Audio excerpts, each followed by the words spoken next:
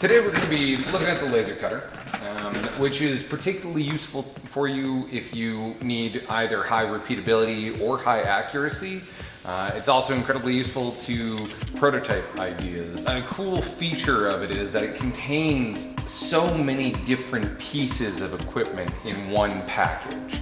You get measurement, you get high fidelity to your design on the computer. You also get access to all sorts of small little changes that you can make, as well as speed.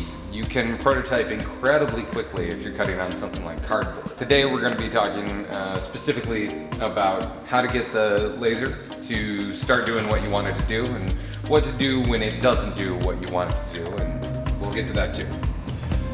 To begin, we are going to open up this little green guitar pick here. This is CorelDRAW 6. It is the program that we use to talk to the laser.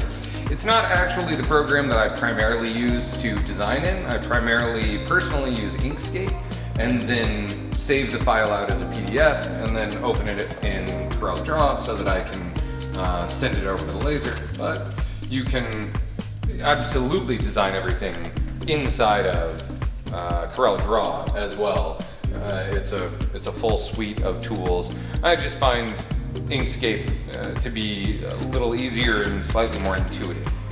Anyway, I'm going to open a file that I know is a good one. The important thing about this design is that it includes both raster elements, things we want the laser to raster onto the piece, and vector elements, that is, things we want the laser to slice into the piece. The difference is that for the raster portion of it, the laser will come down and scan across back and forth like this.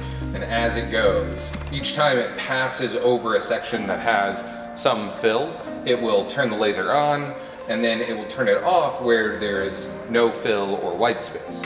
Whereas on the actual gear shape outline, it is not going to do it as it goes down like this. Instead, it's just going to start at some point and then turn the laser on and then follow the path precisely and continuously. The way that we control which one it's doing, and we very much do want to be able to control which one it's doing, is the fill and stroke property. Fill properties are usually in this program found over here. What I hit there was Alt-Enter. Right now it's on the stroke property. We're going to cover fill, which is the paint bucket first. And you can fill with any color that you want, although the laser can only be either on at some percentage of power or off. And so you're not going to be able to get colors out of this, but what colors can do is give you different intensities, because every color is interpreted by the software as some percentage of black. And so pure black, 100% black, is 100% of whatever your laser power is set at, whereas anything other than pure black is some lower percentage of power, down to 0%, which is white. So if I were to change all of this to white, now when it tries to scan down this, it's not going to be turning the laser on at all, because there's nothing for it to do until it gets to this portion where it is vector cutting. Raster graphics, you have to set them at some amount of black. On this one, I'm going to set them to full black, which is just 0 for RG and B. And now that will burn at 100% of whatever power it is that I choose. We do have a chart that we keep right next to it. This shows the speed that you're burning at and the power that you're burning at. It gives you an idea, just an idea, a rough estimate of what you're going to get out of the laser. You run the laser really, really fast, 100% speed, and turn the power up to only 10%, which is very low, then you will get almost no coloration, no burn at all. Whereas if you run it really fast, but you turn the power all the way up to 100, you get this medium tone. And then if you run it really, really slow, down to 10% speed, and you turn the power up to 100%, then what happens is you actually burn through the piece. That is not usually how rastering is meant to be used, but again, like all other things, the only real limitation here is human cleverness. These are raster elements here that I have selected in the middle. Just gonna hit Control Z to put it back where it was. They have no outline. We can tell that by looking down here in the bottom corner. It says none. We can also, in Object Properties, access by Alt-Enter, go to the Pin tool, and then look at the Outline property. The drop-down box there has none, hairline, and then a list of different points. You see, if I turn that up to 12 points, now every element is surrounded by a line that is 12 points wide. We don't want that. Instead, what we want is no outline on those, which makes them exactly the size that they look like they're going to be there. Vector, on the other hand, is when you change the stroke specifically to hairline. Hairline is the only option in that drop-down menu that will give you a line that you intend to cut out of your material. None of this is selected with hairline. Because none of this has the stroke width of hairline, it will not be cut.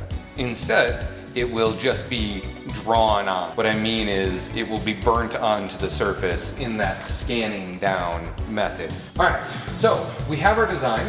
We have the settings set up for it, such that hopefully the behavior of the laser is what we want it to be.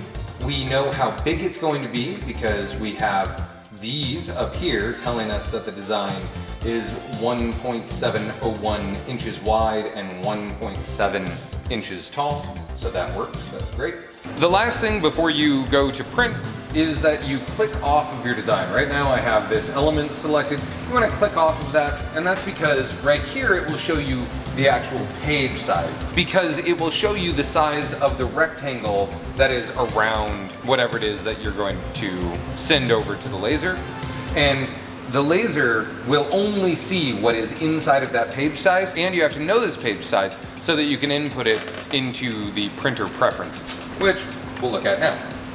I'm gonna open up the print dialog using Control P, and right now, this is what it would try to send to the laser. We don't want that, because we're not going to put in an entire sheet for just this tiny little design.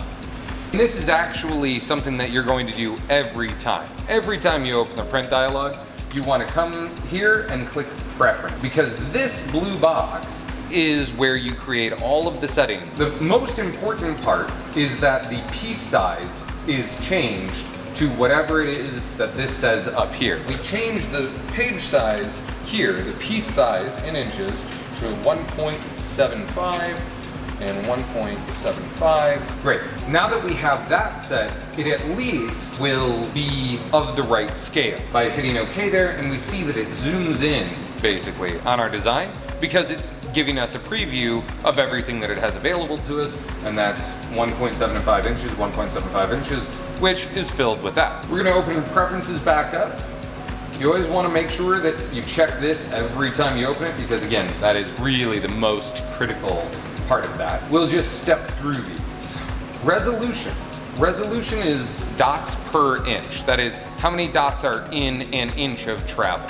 Right now, it defaults to 600. For most designs, you really don't need anything more than 300. You can play around with that, but the higher the DPI, the longer it's going to take to run. This is already often going to take 45 minutes to 3 hours to run some larger thing that you want to do. So it's really best to keep the DPI as low as you possibly can, just to make sure that things go as quickly as possible, as well as efficiently as possible. 200 would actually be perfectly fine for this. We'll see how that looks. For job type, you can select only raster. You see the vector settings have been grayed out. Only vector, the raster settings have been grayed out, or the default combined, where it both is going to scan down the image doing your fills, and then will come back and do the vectors. Combined is usually what you want to use, but there are definitely circumstances where you want one or the other, but not both. Let's move on to the raster settings. The raster settings are this panel that I showed you a moment ago. Really, we're just trying to figure out how dark do we want the burn to be? What do we want it to look like? the darker it goes, the deeper it is. And that makes sense because we see here that at really fast speed and very low power, there's almost no discoloration on the surface, so no material is being removed because almost nothing is being done. Whereas down here, in this area, very, very slow speed and higher powers, a lot of material is being removed. For what we're going to do, I'm going to set the speed up to 80, and then I'm gonna pull the power down to 80 as well. It's best, again, to just mess with these settings over and over. Take one thing and do it in 10 different ways, just to see what that might look like. For our vector setting, because the material that we're going to use is only cardboard, I am going to leave the speed at 50%, I'm going to move the power up to 100%, and I'm going to drop the frequency, that is the rate at which it is punching the material, not how hard it's punching, that's power, but rather the rate at which it is punching into the material. I'm going to move that to about 1200. These settings are confusing to say the least, but there is a good chart right here that will get you started, and then as you work on it, you will also learn better on your own how to change these settings to get the effect that you want without going too slow that it's taking forever, or that you are just charring the material. That said, it is very important that you never leave this machine unattended while it's running. Because we're using something that is potentially as hot as the surface of the sun, it's important to keep an eye on things. Once we have these settings set up the way that we want them, we hit OK, and then importantly, we hit apply here in this dialog. It's important to hit apply because all of those settings might get erased. Once we have the preferences set up the way that we want to, we've hit apply. Once we have the preferences set up the way we want to, we've hit OK and apply. We're ready to hit print. Before we do that, we have to turn the machine on. So to get the machine to turn on, there are a couple of steps. First, we turn on this power strip on the side closest to the computer. That turns on the fan inside, and it also powers up our compressor, which we then hit this button. You gotta hit it pretty firmly. You can hear the compressor spin up, and now the air in here is being evacuated. There is a pretty strong vacuum in here that is pulling material and smoke and so on out the back of the machine, through there, and then pipes it outside so that it doesn't smell like burnt wood, leather, acrylic in here. And also to keep it out of the machine so that it doesn't get in the optics, stuff like that. You cannot run this machine without those both being on. It is an absolute must. It will run without those turned on, but it is a bad thing to do, and we don't want to ever do that. So, always make sure that you turn these on first, and then you can step around to the other side and turn the machine itself on. When you turn it on, it'll go through this setup process. The fact that it moves both the gantry, that is the blue bar, and the carriage around when it first powers on is the reason that we don't put our material in there before we turn the power on. We hit X, Y off. It'll ask us if we're sure. We say yes, which is green. And then it will tell us that the X and the Y is disabled. It's also disabled the Z-axis. The Z-axis is the height of the bed.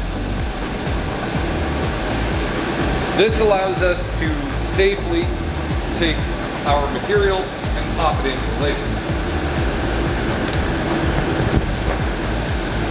What we're trying to avoid is ever hitting this silver part here. This part right here, this is called the carriage. And the carriage is the working end of this machine. And so it is the most important and, of course, also the most delicate. Very important that we never do anything to mess that up. We also never want to run it into anything.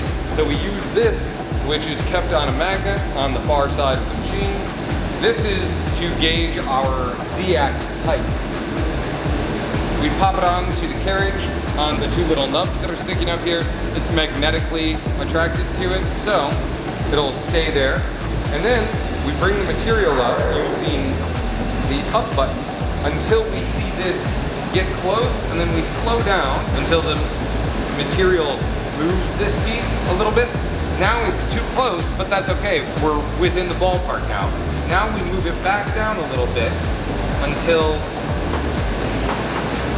when you flick it, you don't hear it hitting up against the material. And so that you can take a piece of paper and slide it in there, but there's a little bit of resistance. That is the perfect height for us to laser on.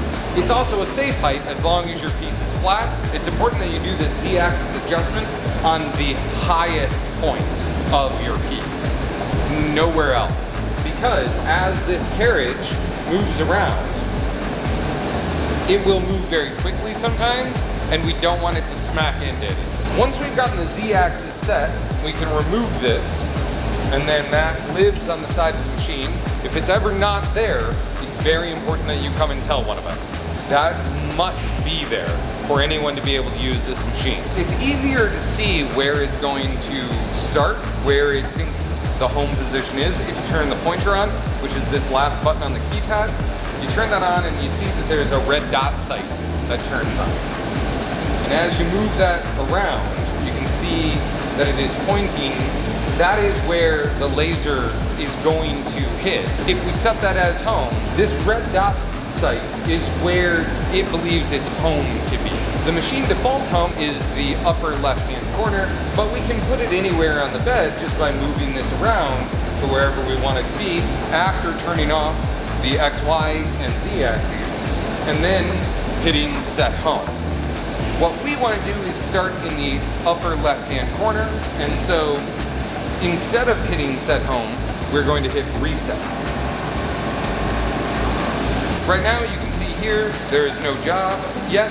That's because I haven't hit print yet. We talked about the print settings.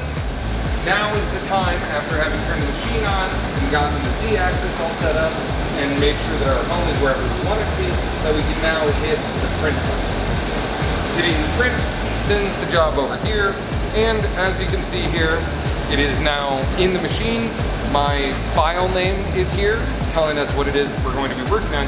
And if you noticed, real fast that data light flashed for a second. You never want to do anything while the data light is flashing. It's kind of easy to confuse this machine, so slow and steady wins this particular race. Now that it has the file, our Z-axis is where we want it to be. And this is mounted into the machine appropriately. We're ready to begin. Something you can do if you're unsure is just leave the lid open, and with the lid open, just hit go and see if it starts doing something you would expect it to do. Now, how do you know what you should expect it to do? You mess with it for a while, a bunch of times. But anyway, this is a good way of testing. We see that it's not scanning across the whole thing. We see that it's doing a raster engraving move.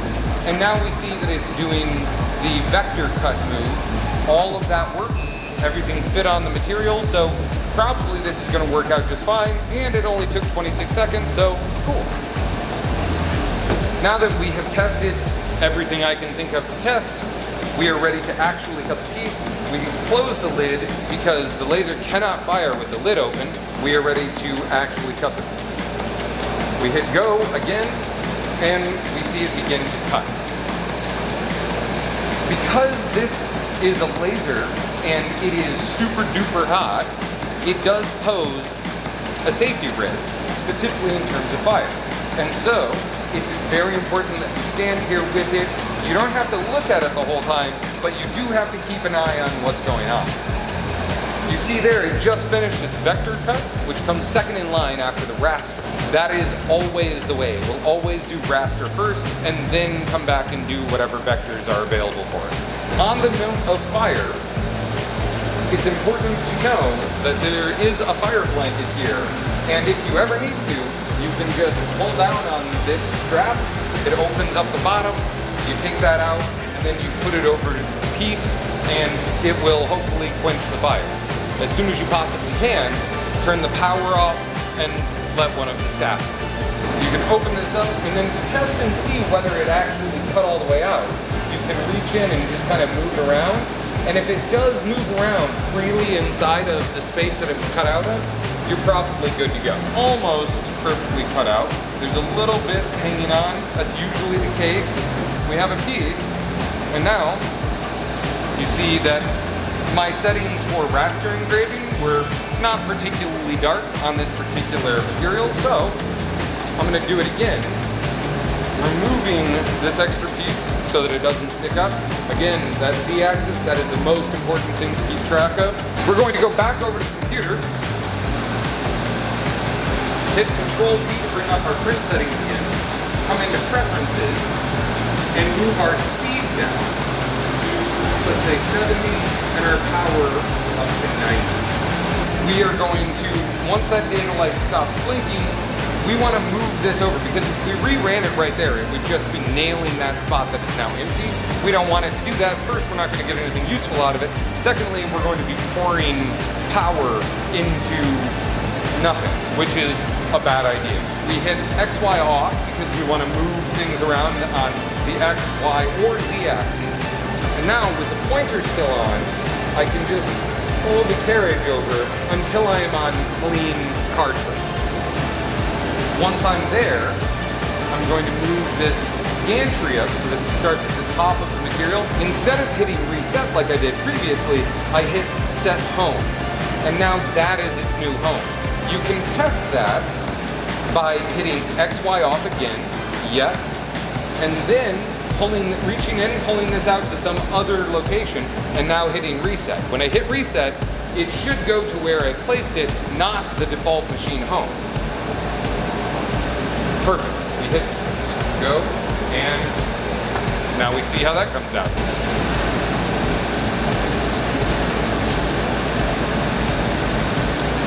All right. We can see that it is a little bit darker, not much though. So, same process. Over here, I am going to hit X, Y off. Yes, I'm sure. It tells me that it's been disabled. I pull it over until I have clean cardboard to cut, and then I hit set home, reset, just to make sure that it doesn't move somewhere we don't expect. And now, with our third file, we're going to try and see if we like the way that this one comes out. Say you open this up, you hold this down carefully so that it doesn't move, and then you move this around and you're like, it didn't really cut all the way through. That's a moment where you might want to send over just the vectors so that it cuts it out again, or it tries to. But instead, here, I want it to burn it again too. I want the raster to go again. So I'm going to reset that and just hit go again. And now it's going to burn over exactly the area that it hit before. But because it's been burnt previously, it is weaker now, and it's getting more power dumped into it. Not more than my setting, but more than the first go on this did. And then it's going to try cutting it out again. That's the part that you often will need to do, especially in plywood, natural materials, stuff like that. Now we can take it out and see that our cut worked quite well. I'm looking forward to building stuff with you. This is an amazing machine. I cannot tell you how much fun this thing can be. So I can't wait to see what it is you want to make.